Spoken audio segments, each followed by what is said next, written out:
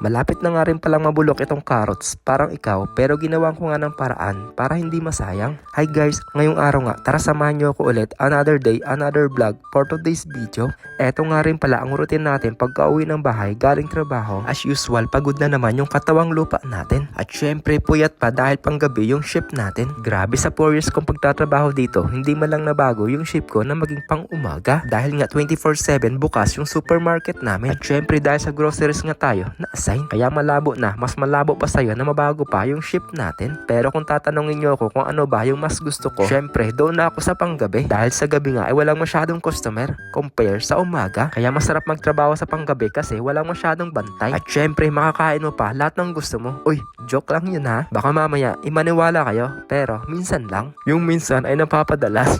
So for today's video nga pala guys, dumako na tayo dito sa ating lulutuin. Alam nyo ba or hindi kung ano ba yung lulutuin natin? Para malaman nyo kung ano ba yung gagawin natin, panoorin nyo itong video hanggang sa matapos. Tara, simulan na natin. Bale meron nga pala tayo ditong 5 pirasong pabulok na carrots. Ang gagawin nga natin ay hugasan muna. Tatanggalin lang natin dito yung itim-itim at saka yung may kunting bulok. Katapos kumuha na nga rin pala ako dito ng filler. Eto na nga rin pala yung ginamit natin para mabilis. Babalatan lang natin ito lahat pagkatapos hihiwain. Kinuha ko na nga rin pala itong mahiwaga kong chopping board. Mahiwaga talaga. Syempre kapag may chopping board, may kutsilyo. Anong ipanghihiwa natin dyan kung wala tayong kutsilyo? Hinati ko nga lang din pala muna ito sa gitna. Pagkatapos, hihiwain ko nga lang din pala ito into medium size, yung manipis. Basta yung sakto lang, bahala na kayo. Ayan, tuloy-tuloy lang tayo sa paghihiwa, wag tayong mapapagod. Kasi kapag napagod ka, ibig sabihin, mahina ka. Hehe. Pagkatapos ko nga din pala mahiwa lahat, kumuha nga lang din pala ako ng pinggan para dito ko na isalin. Kasi ang gagawin natin dito ay patutuyuin pa natin. Saka ko lalagyan ng mga pang-coating kapag medyo tuyo na. Tapos kumuha nga lang din pala ako ng malaking bowl para dito na titimplahin. Tapos maglalagay nga lang din pala ako dito ng mga tansya-tansyang cornstarch, harina at saka konting salt.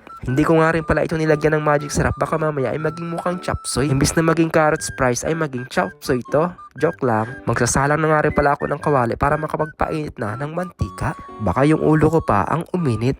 Uy, joke lang. Bago nga rin pala natin isalang yung carrots fries ay dapat talagang mainit na mainit yung mantika para maging maganda yung pagkaluto at yung texture niya. Ginamitan ko nga din pala ng tong para malaman ko kung mainit na ba talaga. Baka kasi mamaya iniloloko lang ako.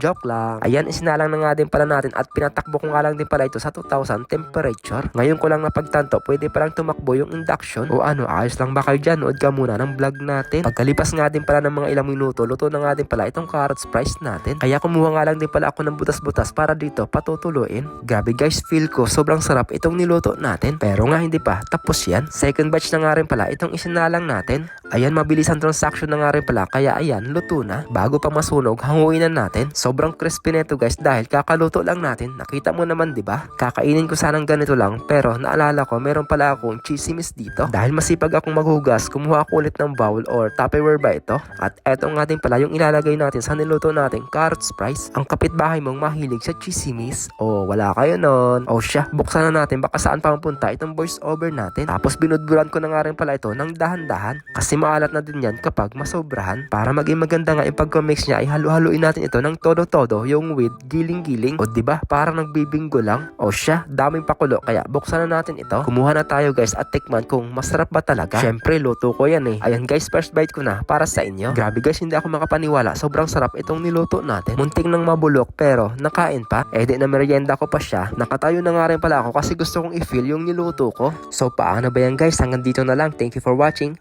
Bye bye!